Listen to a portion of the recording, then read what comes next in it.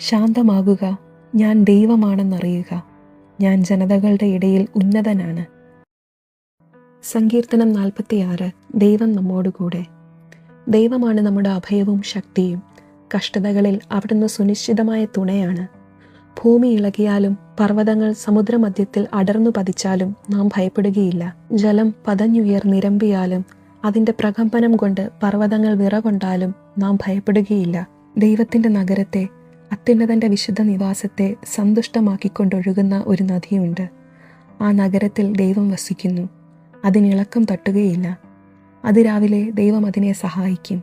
ജനതകൾ ക്രോധാവിഷ്ടരാകുന്നു, രാജ്യങ്ങൾ പ്രകമ്പനം കൊള്ളുന്നു. അവിടുന്ന് ശബ്ദമുയർത്തുമ്പോൾ ഭൂമി ഒരുകിപ്പോകുന്നു.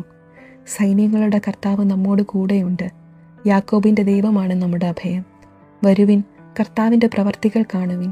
അവിടുന്ന് ഭൂമിയെ എങ്ങനെ ശൂന്യമാക്കിയിരിക്കുന്നുവെന്ന് കാണുവിൻ. അവിടുന്ന് ഭൂമിയുടെ അതിർത്തിയോളം യുദ്ധമില്ലാതാക്കുന്നു. അവിടുന്ന് വില്ലൊടിക്കുകയും കുന്തം തകർക്കുകയും ചെയ്യുന്നു. രഥങ്ങളെ അഗ്നിക്കിരയാക്കുന്നു. ശാന്തമാകുക, ഞാൻ ദൈവമാണെന്നറിയുക. ഞാൻ ജനതകളുടെ ഇടയിൽ ഉന്നതനാണ്. ഞാൻ ഭൂമിയിൽ ഉന്നതനാണ്. സൈന്യങ്ങളുടെ കർത്താവ് നമ്മോട് കൂടെയുണ്ട്.